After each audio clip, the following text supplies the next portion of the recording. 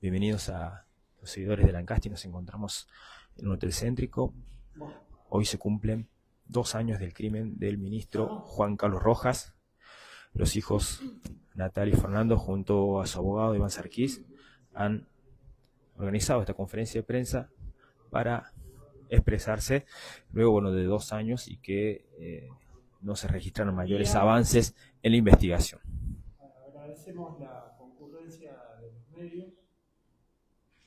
La familia, hoy se cumplen 2 años del asesinato de quien vía fuera el ministro de Desarrollo Social, Juan Carlos Rojas. Están conmigo Fernando y Natalia, que han querido convocarlos para de alguna manera romper un silencio que venían sosteniendo después del logro de avances en la investigación. Y a 2 años la familia ha decidido convocarnos para dar lectura de una carta abierta que ellos han conformado y que querían dar a conocer a los medios y a la sociedad catamarqueña. Muchas gracias por venir. ¿Qué tal? Buen día a todos. Bueno, más o menos dio la introducción. Esta carta abierta que hacemos es, como dijo él, para romper el silencio. Este silencio que nosotros sostuvimos expectantes y a la espera que la justicia finalmente pueda traer algo de luz a tanta oscuridad. Nosotros vivimos en la oscuridad de no saber quién asesinó a mi papá, de no saber quién es quién en esta ciudad. Y sé que no somos los únicos, porque la sociedad catamarqueña también vive asolada por la oscuridad de la impunidad. Esa impunidad donde se puede esconder hasta el magnicidio de un hombre bueno, hasta el homicidio de un ministro. Venimos a decirle a la sociedad que todos perdimos, nosotros y ustedes.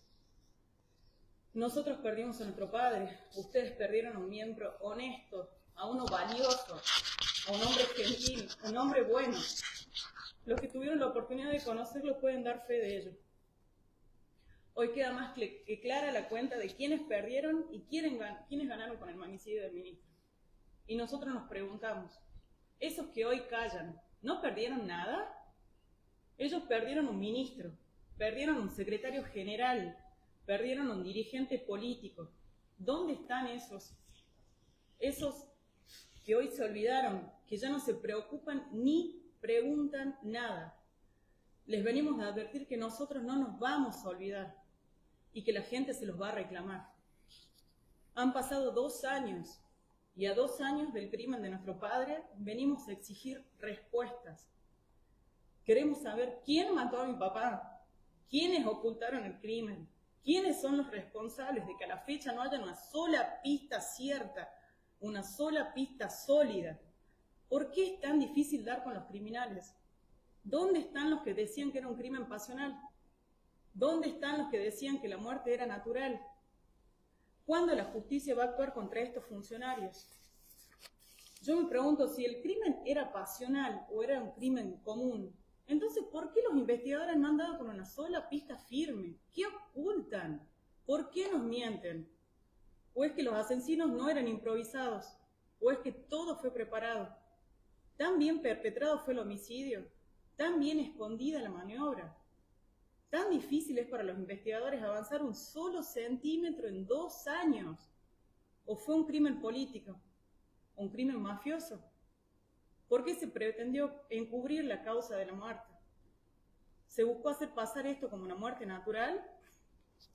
2 años pasaron y todavía no logramos que la Fiscalía haga la reconstrucción del hecho que nosotros pedimos.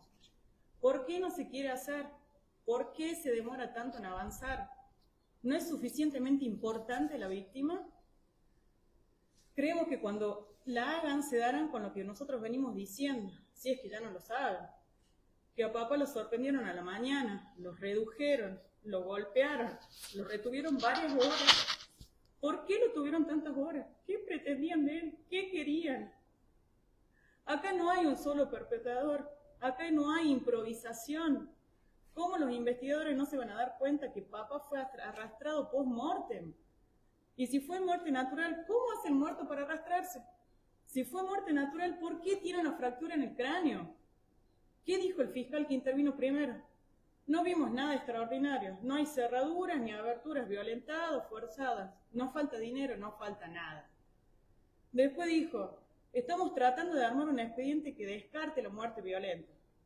Lo dijo él y lo dijo en la televisión y lo vimos todos. Todos vimos esa expresión. Ya habían hecho la autopsia, ya sabían que había sido un asesinato, pero él todavía no veía nada extraordinario. Es verdad que no habían forzado las cerraduras ni habían dejado desorden. Papá tenía en la billetera, tenía plata dentro de la billetera, pero se olvidó de mencionar un detalle en la entrevista. En el fondo de la casa había un ministro brutalmente golpeado, que yacía muerto en un charco de sangre con la cabeza reventada. El jefe de homicidios, ante este panorama, premiado. El fiscal, premiado. Los funcionarios intervinientes, premiados. Incluso hay policías que actuaron ese día y que hoy se les paga zona. El fiscal, que no ve, ni escucha, ni sabe, sigue trabajando como fiscal. En Catamarca no pasa nada. A lo que papá pidió su renuncia por ladrones, premiados, con cargos, ahí están. Hoy, el tipo que le robó a mi papá, lo sucedió de ministro. Ahí están las fotos institucionales de ministro. Ante todo esto, ¿qué expectativas podemos tener nosotros? ¿Qué justicia hay acá? Tendría que darles vergüenza de cobrar un sueldo en la justicia.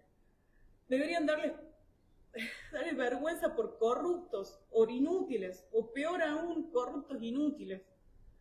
Destruyeron nuestra familia. Mi hermana se fue sin que un solo funcionario judicial la mirara a los ojos y le dijera una sola verdad.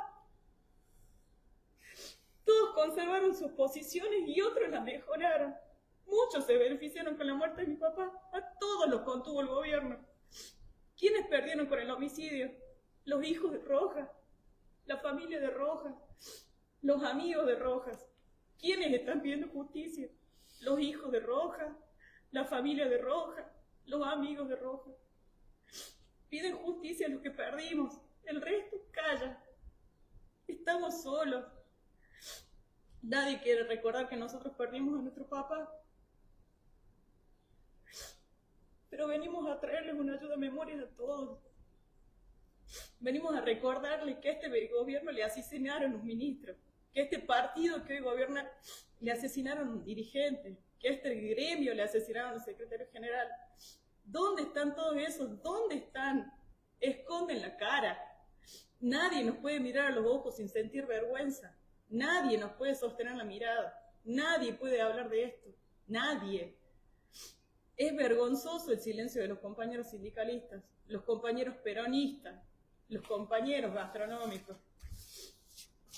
Fuimos muy críticos en cómo se trabajó y nos resulta imposible aceptar que tanto error es solo mera praxis, porque siempre la taba caía del lado de alejar el resultado, siempre del lado del encubrimiento. Hemos aportado elementos probatorios que demostraban que la familia y la justicia le ocultó el crimen. Hemos presentado grabaciones donde se nos mentía en la cara, grabaciones que la Fiscalía siempre tuvo y nunca buscó, nunca encontró. 1 año y medio y no encontró nada. Ese audio donde los médicos nos mienten y nos ocultan el crimen, nosotros los proveímos a la justicia. Todavía estamos esperando que tomen medidas. Nunca ningún fiscal se acercó a decirnos asesinaron a tu papá, nunca nos dieron una explicación. No cambió mucho desde que empezamos a luchar por justicia. La fiscalía cambió el fiscal, pero tiene las mismas hipótesis. Cambió el fiscal, pero tiene los mismos errores. Cambió el fiscal, pero tiene la misma detenida. No hay cambios. Pasaron 350 testigos, 1000 medidas investigativas, pero 0 resultados. ¿Será que se sigue buscando el asesino donde no está? ¿Será que se quiere sumar tiempo, fojas y testigos, fojas y más testigos, pero nunca se acercan a la escena del crimen? Queremos saber, a 2 años del homicidio de nuestro padre, ¿qué hará la justicia con los que no vieron nada extraño? Con los que actuaron mal, con los que nos hicieron perder valioso tiempo, con los que no quisieron investigar, con los que investigaron mal, ¿Qué va a hacer la justicia con los que no vieron las 35 lesiones que tenía el cuerpo de mi papá? ¿Qué hará la justicia con los que entregaron a la casa a la familia antes de que tuvieran el resultado de la autopsia? ¿Cuándo la justicia va a explicar por qué dejó de investigar desarrollo social? ¿Por qué dejó de investigar a los que exigían a mi papá que firmaran rendiciones que ellos no querían firmar? Insisto, a mi papá lo asesinaron por ser honesto. Repito nuevamente, lo asesinaron por ser honesto. Cada día que pasa se habla menos, el interés se va pagando y esto es lo que querían, contener daños, que se olvide, que se frene. Entonces tenemos hoy los medios contenidos, las editoriales contenidas y los asesinos sueltos. A 2 años cada cosa que dijimos fue cierta, el tiempo nos fue dando la razón. Que a 2 años la familia siga reclamando por el esclarecimiento del crimen de su padre y no tenga explicaciones es una tragedia. Si a eso le sumamos que el asesinado era ministro en funciones, estamos ante una situación de gravedad institucional insólita y una verdadera vergüenza. Vergüenza para la justicia, para el gobierno, vergüenza para la sociedad catamarqueña, para nosotros. La muerte de Rojitas es una vergüenza. Queremos justicia y queremos saber quién lo asesinó a mi papá y por qué. Nada más. Bueno, muchas gracias. La verdad que en 2 años de investigación y en la instancia en la que estamos, todos ustedes saben, porque con ustedes hablo permanentemente, conocen el pormenor de la investigación, la dinámica investigativa, y que a la fecha, a cumplirse 2 años del magnicidio del ministro y del secretario general, no hemos tenido demasiados resultados. La familia ha decidido, en función de ello, y con el ánimo de manifestar una expresión acotada y sincera, convocarlos a ustedes para esta conferencia de prensa. Así que queríamos dejar la posición íntima de los hijos de Juan Carlos, evitando tecnicismos jurídicos y demás, para que se pueda saber y conocer la historia detrás, la cuestión humana detrás de lo que ocurre al núcleo familiar que dejó o que queda de lo que fueron los Rojas en aquel momento con su papá, su hermana, su mamá, y cómo la situación ha ido menguando y hoy estos chicos en soledad siguen esperando una respuesta de la justicia catamarqueña. Sí, doctor. Hace un año, se conocía en detalle un informe de la Fiscalía en el que daban cuenta de cómo había sido el crimen. Y también entre otras conclusiones, entre que se habría limpiado, lavado la escena. Sí. Pasó un año más. ¿Qué conclusiones, qué informes, qué noticias hay por parte de la Fiscalía en cuanto a la investigación? Bueno, la Fiscalía hace un año, entendemos de manera malintencionada, se emitió un comunicado con una versión absolutamente sesgada de lo que obraba en el expediente. Traigo a colación lo que usted dice, manifestó que Juan Carlos Rojas había sido asesinado mediante un golpe singular y sorpresivo que provocó un contragolpe, que no había cerraduras ni aberturas forzadas, por lo que la mirada de la Fiscalía estaba en el espectro íntimo. También manifestó que lo único como elemento de avance era que corroboraron una intervención de la escena por parte de Fernando, que eso habría desencadenado los falsos positivos que habían resultado de algunas pericias, específicamente la del Mulminor. Lo que no dijo Fiscalía es que no fue un golpe en solitario, porque los informes médicos tanatológicos, si hay algo en que coinciden todos, es que Juan Carlos Rojas sufrió 35 lesiones. Que estas 35 lesiones, 5 fueron ocurridas o en ocurrencia de la muerte, del asesinato propiamente dicha, y 28 lesiones ocurrieron previamente. Es decir, que Juan Carlos, el trance violento por el que atravesó el ministro, no nació y se agotó en un solo golpe singular y sorpresivo.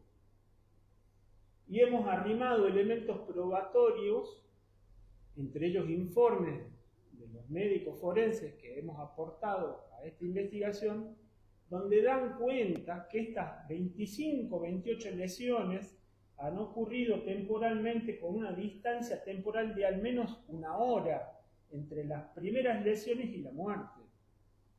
Por lo que hoy entendemos que Juan Carlos Rojas primero fue abordado en su casa, probablemente sorprendido, reducido, golpeado, retenido, y esta situación ocurrió el 3 de diciembre, a horas de la mañana y a horas de la tarde fue asesinado. Entonces, es bien diferente la historia ahora. Respecto de la situación de Fernando, entendemos que las posiciones son un poco cínicas cuando se pretende endilgarle a la familia, que la familia haya levantado una mancha de sangre cuando tanto la fiscalía como la policía se lo autorizó porque estábamos ante una situación de una muerte natural, no había ningún dejo ni sospecha de criminalidad, y así esta situación abunda en el expediente. No solo lo manifiesta la familia, también lo manifiestan los mismos policías que han actuado en el lugar del hecho y otros testigos también. Resulta para nosotros cínico querer descansar las responsabilidades de aquellos que actuaron mal, que no vieron nada, que hablaron de muerte natural, que entregaron la casa a la familia antes de tener el resultado de la autopsia, que les manifestaron y les recomendaron limpiar. Resulta cínico que hoy den la vuelta de la manzana y le quieran endilgar a la familia su accionar, que entiendo yo que fue un accionar que cualquiera de los que estuvieran presentes aquí lo hubiera hecho. Si uno encuentra a un familiar, a su papá, a su mamá, descompuesto en el fondo de la casa, resulta lógico y absolutamente razonable que se asista, que se ayude. Y en esos términos, la segunda persona que ingresa después del ingreso de Fernando declara que él consideraba, que él creía que Juan Carlos respiraba, y que cuando se intentó reanimarlos, ahí se da cuenta de que Juan Carlos ya estaba muerto. Entonces, estas sospechas entiendo que tienen un margen de cinismo, porque el que comunica y habla sobre Fernando no dice nada sobre el fiscal, que no vio nada extraño, no dice nada sobre el actuar policial, no dice nada que los falsos positivos que surgieron del luminol no tuvieron contraprueba, entonces no sabemos ante qué reaccionó y no sabemos si efectivamente un falso positivo. Entonces, aquí hay un sinnúmero infinito de errores de la Fiscalía. No nos vamos lejos. El análisis del cotejo de ADN, usaron como muestra, para hacer el cotejo, una muestra equivocada. Y sin embargo dieron a conocer los médicos los resultados, diciendo que los resultados dieron negativos, cuando la situación fue distinta. Entonces, acá hay una responsabilidad de funcionarios de las que no se quiere hablar, y la única explicación que yo tengo al respecto, o que trato de comprender por qué se dice lo que se dice y se hace lo que se hace, entiendo que es un resguardo corporativo. Porque sinceramente, cuando fueron a buscar la computadora en la última inspección, la quinta que hicieron en la casa de Juan Carlos, después que fue el UCAC, después que fue el Escuadrón San Juan, después que trabajara criminalística, homicidio e investigación en 2 oportunidades, encontraron 400.000 pesos. Entonces, lógicamente la familia me llama y me reclama y me dice, ¿cómo es posible que sigan entrando a la casa de papá y sigan encontrando cosas? ¿Qué pasó con las otras 4 inspecciones? ¿No fueron lo suficientemente exhaustivas? Entonces, llevamos un año esperando resolver de que defina la fiscalía si estamos ante una muerte natural o ante un homicidio, con 33 lesiones. Un año tuvimos que llegar hasta el equipo tanatológico de la Corte Suprema de Justicia. Resulta llamativo cuando la víctima es un ministro en función. Que se obre de esta manera, que se actúe de esta manera, que se resuelva de esta manera con este nivel de improlijidad. Entonces, yo creo que las preguntas a 2 años debería hacerlas la familia. Porque estamos absolutamente persuadidos que si hubiéramos estado ante la hipótesis concreta de un crimen pasional o de un robo en común, ya hubiéramos tenido resultados. ¿O es que los perpetradores planificaron esto? ¿O tenían alguna cualidad especial para perpetrar semejante crimen y dejar a la policía y a los fiscales y al Ministerio Público a 2 años sin respuesta? ¿Es responsabilidad de la familia que el Ministerio Público hoy no pueda decirle a la sociedad catamarqueña quién mató a Juan Carlos Rojas? ¿O es responsabilidad de la justicia, que trabajó 4 o 5 horas en el domicilio el 4 de diciembre, que tiene una oficina específica solamente para trabajar en esta causa, con personal solamente dedicado para esta causa? Esas explicaciones las tiene que dar la Fiscalía. Doctor, ¿tienen conocimiento si en este cotejo que hubo de ADN hubo algún positivo y no se lo comunicó? Hubo un positivo, porque se usó mal la muestra para cotejar. Pero eso la Fiscalía no lo dice. Ahora, las explicaciones se tienen que dar, muchachos. Doctor, el último avance de Fiscalía fue llamar a Natalia Rojas 2 veces a una audiencia. ¿En qué giró la indagatoria? Por más de 3 horas fueron maratónicas. ¿Y qué conclusión sacaron ustedes? Natalia el 8 de diciembre declaró durante 8 horas. En esa situación, en esa declaración, ella manifestó que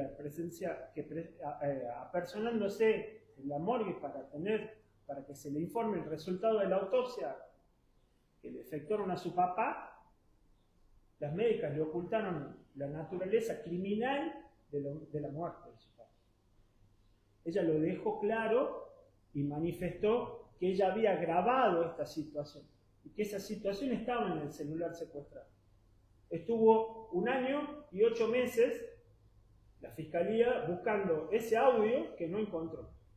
Cuando la Fiscalía nos otorga el acceso a las pericias forenses de los celulares, nosotros la encontramos en menos de 30 minutos. Y Natalia habló sobre eso. Y la declaración que brinda el 8 de diciembre es literal a la grabación.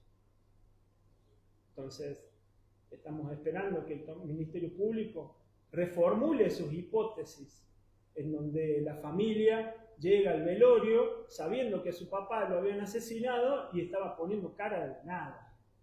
La realidad es otra. Y hemos tenido que salir a demostrar que la familia no mentía. Y por suerte, Natalia había grabado esta situación. Porque si no, nos resultaría sumamente difícil hoy hablar de otra cosa. Entonces, ha quedado demasiado aclarado el asunto de que Natalia llegó a Udgrasu, el velorio de su papá, sin saber que a su papá lo habían asesinado. Y recién volvía de la morgue de hablar con el médico. Doctor, mencionaba que un ADN positivo, ¿de quién es? Pregúntenselo a la Fiscalía. La Fiscalía es la responsable de hablar de esto y si... prefiero no decirlo. Entiendo que la pericia fue fallida, porque el cotejo estuvo mal hecho. Se cotejó con una muestra que no debía cotejarse. ¿Es de una mujer ese ADN positivo? Claro. Doctor, se hablaba del tema de los teléfonos celulares que se habían secuestrado en su momento, las computadoras que ya le devolvieron todos esos elementos a ustedes, hace 2 años, se lo han retornado en el segundo. Se habló también en su momento de algunos indicios de apertura del teléfono celular del ministro, que no se encontró algún contenido que se suponía que debería tener ese teléfono. ¿Ustedes tienen información de eso? Sí. ¿Hay pericias del expediente? Las devoluciones fueron parciales. A Fernando le han secuestrado elementos de trabajo. Fernando trabaja en informática y en su domicilio tenía computadoras y dispositivos electrónicos que él tenían en su poder porque la gente se los dejaba para que se los repare. Entonces hay algunos de esos elementos que le han hecho devolución, los otros no. Respecto de los hallazgos que hemos encontrado en el teléfono de Juan Carlos, vamos a decir que hay algunas cuestiones que se han borrado. Hay algunas comunicaciones que no están y que nos resultan absolutamente llamativos. Hay algunas cuestiones puntuales que tienen que ver con las comunicaciones de Juan Carlos que voy a reservarme de hablar, pero entendemos de que hay teléfonos que han sido emprolijados, da la sensación. Ante esa situación, ¿se ha hecho alguna presentación o algún planteo por parte de la querella del Ministerio Público? La querella, sí, efectivamente, Celina. La querella, una vez que tuvo acceso, nosotros tuvimos acceso, nadie curioso, sino para ponernos a trabajar. Se trabajó arduamente en los teléfonos y se encontraron elementos que consideramos de mucho interés, que tienen que ver con la actividad del teléfono, de uno de los teléfonos de Juan Carlos el día 3 de diciembre. Hemos encontrado un sinnúmero de cuestiones que consideramos de interés para la investigación y todas y cada una de ellas fue puesta en conocimiento del fiscal y se sugirieron y se pidieron una batería de medidas tendientes a aclarar estas cuestiones que han surgido del análisis de los registros. Aclaro, nosotros nos conocemos todos acá en Catamarca y sabemos quiénes somos, no somos personas de recursos. Y había que salir a buscar dinero para pagarle a peritos, y esa situación ha sido muy difícil. Y estamos haciendo de tripa corazón, como se dice. Y se está trabajando con recursos pequeños en una investigación que podríamos decir privada y paralela, en función de no hacer un rancho aparte, sino en función de proveerle al Ministerio Público de elementos que le permitan arrimarse al esclarecimiento. De estos elementos que toda la querella y la aporta al Ministerio, ¿han sido tenidos en cuenta algunos de ellos? Sí, claro. La reconstrucción que pasó. Y hay que preguntarle al fiscal, porque Pero ustedes como querella vamos a consultar, ¿qué les dicen a ustedes cuando van a preguntar? Y hablan de una complejidad y de una convocatoria de un número indeterminado de médicos y profesionales. Se quiere hacer algo interdisciplinario. Bueno, eso es decisión y es a criterio del Ministerio Público. Tenemos un fiscal que es muy experimentado y que tiene muchas reconstrucciones de hechos previas. Ahora, entiendo yo que una reconstrucción de hecho, del hecho que se haga 2 años, cuando se sabe del día 2 que Juan Carlos Rojas fue asesinado, para mí no tiene demasiada explicación o demasiada fundamentación. Lo cierto es que tenemos 6.000 fojas y como dijo Natalia en su declaración, 0 avance. Entonces, creo que muy probablemente, y coincido con lo que Natalia manifiesta, estamos convencidos que la mirada del Ministerio Público está puesta a donde no está el homicida. Porque no es que no se está trabajando. Se está trabajando. Las pericias, bueno, ya hemos hablado mucho de eso. Pero si se sigue mirando a donde no está el homicida, no vamos a avanzar. Y el tiempo pasa y la gente se olvida. Y cada vez son menos los medios. Hoy se cumplieron 2 años y hay diarios que no sacaron una sola noticia. Medios locales. Entonces, el que está jugando al olvido, en esta la está ganando. Doctor, para la Fiscalía, Fernando Rojas es sospechoso, digo, por el hecho que todavía no ha sido aceptado como querellante en la causa por el homicidio. Yo creo que la Fiscalía es cada vez más consciente de que el espectro de sospecha tiene cada vez menos sustento. Nosotros, y yo en lo personal, he tratado de ser lo más objetivo posible y analizando las hipótesis que tiene el Ministerio Público, me resulta me resulta hoy muy difícil poder sostener una hipótesis como esa cuando se sabe que a Juan Carlos lo asesinaron entre las 10 de la mañana y las 2 de la tarde, y a Fernando se lo tiene trabajando en su trabajo con, no sé, 10 cámaras enfocándolo, viendo dónde fue, dónde volvió, con quién habló, qué hizo, qué no hizo. Acá hay un trance violento. Acá hay una situación, una mecánica homicida que arranca temprano el sábado y que termina pasado el mediodía, creemos. Entonces, hay un espectro temporal, reitero, no se trata de un golpe solitario por sorpresa, porque entendemos que ese golpe sorpresivo, el término sorpresivo, no es inocente tampoco. Entonces, nosotros sabemos que Juan Carlos Rojas fue asesinado y que su cuerpo fue movido, que se lo dejó donde se lo encontró. Y otras cuestiones más que no quiero adelantar, pero temporalmente, el espectro temporal nos resulta a nosotros imposible. Ahora, también es cierto que las otras hipótesis, que son 4, 5 y a veces son 6 y a veces son más, están absolutamente vigentes. No hay una sola hipótesis que nosotros consideramos agotada. Así que, más allá del volumen de la investigación, creemos que hay una serie de preguntas que tienen que ver con las diferentes hipótesis que todavía no han sido respondidas acabadamente, y que eso genera una legítima curiosidad investigativa en estas líneas. Doctor, a esta altura del proceso, ¿qué piensan de la posible participación de Silvina Nieva en el hecho? Es lo que acabo de responder. Todas las líneas se encuentran vigentes. Me pregunta la de Silvina Nieva también, la de Silvina Nieva también.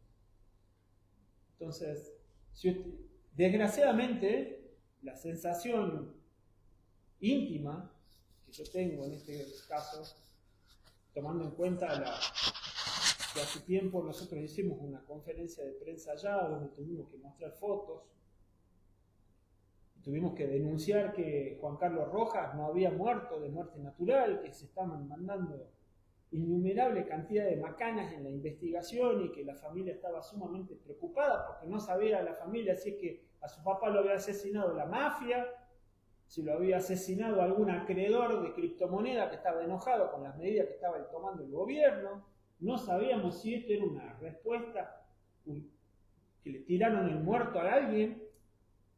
La familia tuvo mucho miedo en ese momento y cuando vieron que no se quería acusar al fiscal, que intervino de nada, tomó una medida drástica, que fue mostrarles a la gente que a su papá sí lo habían asesinado y que no se había muerto solo en el fondo de la casa por un golpe de calor, como empezaron a decir.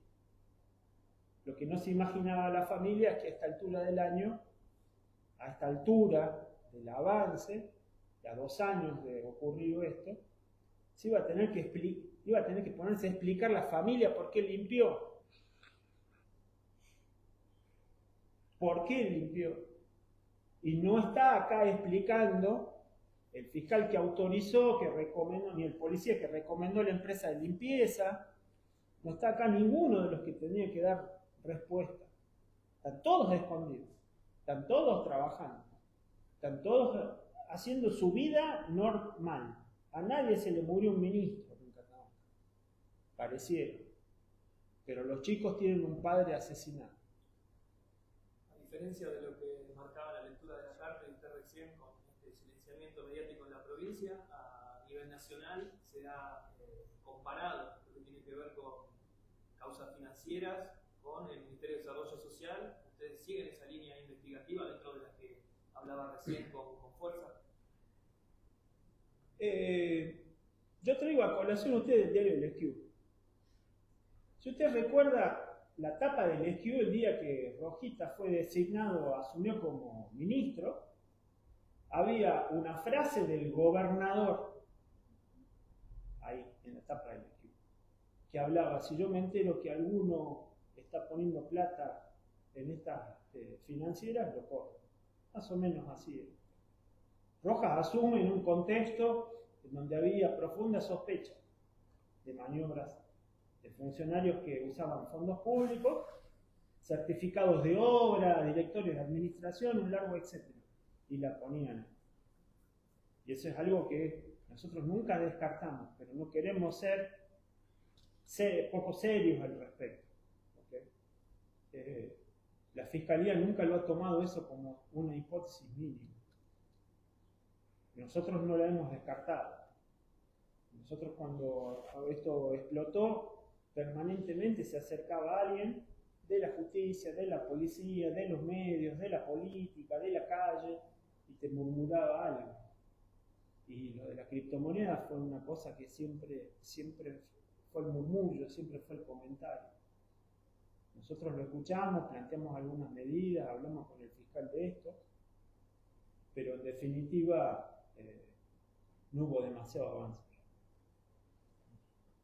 Bueno, ¿estamos, chicos?